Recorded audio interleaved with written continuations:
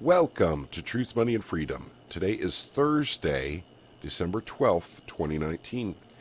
Hey, gang, I just wanted to start out with a little podcast today with some information about. Uh, uh, this is basically a film by Aaron Russo. It's called Freedom to Fascism, and it's a documentary that I've recommended to people many times over the years. This came out 15 years ago or so. Aaron Russo has since passed away. Um, an excellent documentation and well done documentary on the fraud that is the United States tax system, the taxation system, the IRS, and a few other things, including the Federal Reserve. Totally illegal. And we accept it because the government tells us accept it or else. Gosh darn it, I just made a gun sign with my hand. I hope YouTube doesn't take this video down. Um, but that's the way the government works. That's the way the IRS works. They take taxes from you at the threat of violence. Court systems will put you in prison if you don't pay your taxes, even though there's no law stating that you have to pay the tax. Income tax is, like I said, it is not legal. It never has been legal. It never will be legal. They never did ratification with all 50 states with the quote-unquote bill. That was um, the son of a gun. You have to forgive me. I'm really tired. I still got a head cold and I didn't sleep. And so at any rate, yeah, I'm not altogether here. But the Federal Reserve Act of 1913 is what I'm referring to. That was an illegal action. But it just so happens it came up in my YouTube feed, and I wanted to remind everyone about it. I want to send everyone to Healthy Living and Other Things who reposted this. I want to say thank you for posting it. There are better copies of it on YouTube, but I want to give Healthy Living and Other Things a little bit of a shout out. Okay. Let's go on to some of today's stories, and there's a lot to cover. And in fact, I whittled it down. I was going to talk about the elections in Britain, but elections, is just selections. Feds collect record taxes through November, but still run a $343 billion deficit, with second highest spending in nation's history. And it spent nearly $1 trillion in 2 months, $814 billion in 2 months. And so there's still a pretty big deficit there. I've been talking about this on the channel. For those of you who have been following me since we started this channel, it started uploading videos, and I believe it was like February 2nd or February 4th of 2019.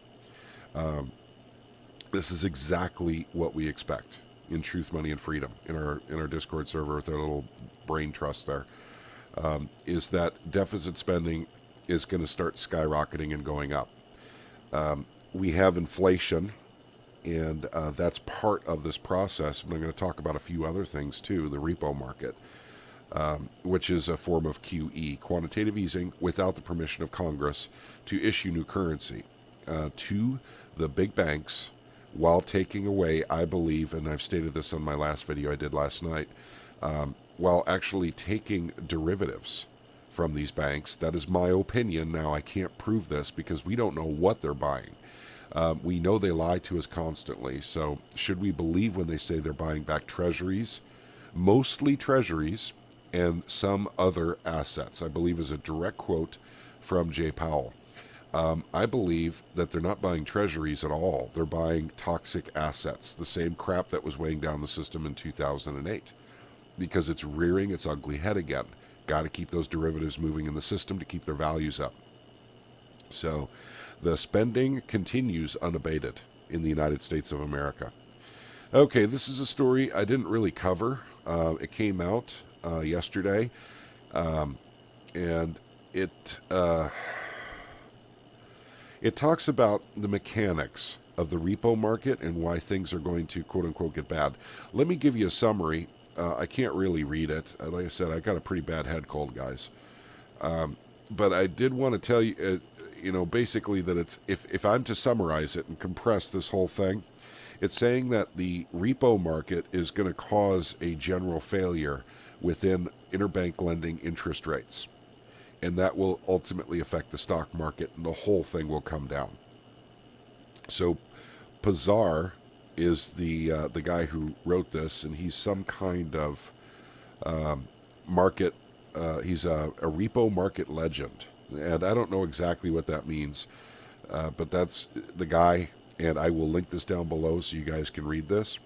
But I don't necessarily think this is exactly what's going to happen. I just don't know, and none of us do. We're not insiders. If we're insiders, we can figure out what's going to happen. But we do know that the creation of new currency is going full steam ahead. Has been going since September 13th, I believe, is the day they started printing up tons and tons of currency and putting it in the repo market.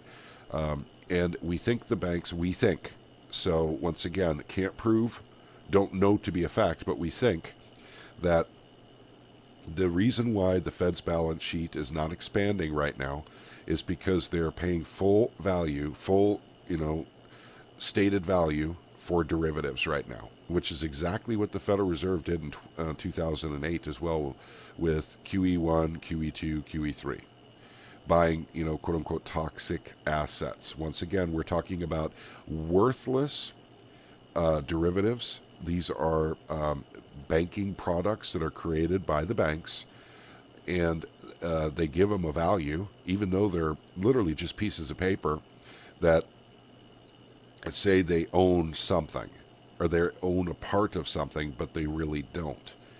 So, and by the way, there's lots of documentaries on what happened in 2008, and I think I'm going to make a video about that very, very soon. So that everyone has a better understanding of what actually happened in 2008, how the system almost came completely down. And I'm talking about the financial system. And it was all based on banker greed and government greed. There was a lot of players here, and it's happening again right now. The collapse of the system is probably in play right now, but we're melting upwards because of the money printing. Think Venezuela. Okay, let's see. This is a story from today, and once again, this is another kind of an update on that Pozar's stunning doomsday report, because it was such a big hot item on Zero Hedge. It kind of blew up on YouTube as well because a lot of people were covering this on their YouTube channels, and they should. Stuff like this is important. Most people don't know and don't understand. Once again, I could take you to the stock market. This is an illusion. This is all an illusion. All these numbers with the Dow, the Nasdaq, and the S&P. As long as you can print money out of nothing and throw it into the stock market, none of these numbers actually matter. Now, I'll state again what I was talking about last night. There's a lot of people, baby boomers, retiring right now, and they're slowly sipping out money from their 401ks, their IRAs, and money market accounts, whatever they had as a retirement vehicle. So it started that those big numbers we see here, big green numbers, all the bid up stocks with incredibly high PE ratios. These retired people, are actually getting value out of this illusion. So don't get me wrong on this. There is value in that illusion because we're still using dollars. Here's what happens though. So the money is printed by the Federal Reserve, given to big banks. Let me give you some names: Goldman Sachs, J.P. Morgan, Bank of America, Wells Fargo, um, Morgan Stanley, Citigroup. These are the big banks in America that own the Federal Reserve, we think. And when they get the money, when they get the money, they do all kinds of crazy stuff with it. They can put it in derivatives. They can put it right in the stock market. They can do pretty much whatever they want with it. And the Federal Reserve basically is giving them the money because they're getting rid of those toxic assets they're holding on their books. So the banks are getting the currency basically for free because those toxic assets never had any value in the first place. But it is increasing the currency supply, which takes us from standard inflation, which we've had here in the United States for quite some time, averaging at about 10%. So when mom and pop or John Q. Citizen, is pulling money out of the stock market, and he's retired. She's retired. They're spending money on medical bills. They're getting older, so they're having medical bills. They're spending money on insurance, so that money's going into insurance. Higher cost of groceries. Maybe they've decided, that it's time to buy some real estate and get some income coming in from some real estate. But so that's how that money flows out of the stock market into the general economy, apart from what happens at the end of almost every year. We see the markets go down, even though they're illusional. They do go down, and it becomes red, and that's when there's profit taking on Wall Street, and that's when money flows into the general economy from Wall Street. Um, and that's basically bonuses being paid to traders, bank folks, all kinds of stuff. So that's where the system is at right now. It's kind of in a holding pattern, but there are people predicting a massive market crash this month, December, and it could happen. I mean, I just don't know. I really don't know. Um, I can't tell you. I mean, even with Chaos Craig in our group, charting this stuff, he's thinking things are going to still go up, right now. Now, the bond market is somewhat healed from its yield curve inversion. You could take a look at 3 months ago, basically where they're showing the numbers here. But look at that 3 month has moved quite a bit.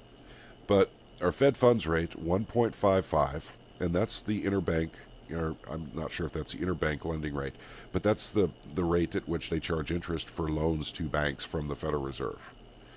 So, but that's not what's happening in repo. So they're buying things. They're not just loaning money at interest to the big banks. I'm talking the Federal Reserve here. They're buying stuff. And that stuff is most likely toxic asset derivatives. I can't prove it, but my gut is telling me that's exactly what they're doing right now. So they're printing money, fresh, brand new currency off the printing presses. I got to keep it straight here and call that currency and not money, because it is not money. But it's coming direct off the printing presses at the Federal Reserve, going to the big banks. The big banks are giving them their worthless pieces of paper, derivative products that will never ever get the price in the free market that they will get from the Federal Reserve. So they're getting rid of it, and I don't know. I mean, the Federal Reserve has a second balance sheet. We have no idea how much money is truly, well, we do have somewhat of an idea how much money's on it. Catherine Austin Fitts, Solaris report, 21 trillion. However, that's a lowball estimate. It's been estimated to be as high as 40 trillion on the second balance sheet. So we just don't know. Now, why is that important? Because there were no associated bonds created with that money. So that was money printed and put into the system where there's no bonds. So that is, you know, that's supposed to be illegal within our system.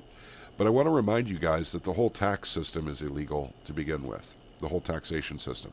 We should not be taxed for our income. Corporations can be taxed for having a markup value on products that they actually engineer, design, and build. Manufacturing.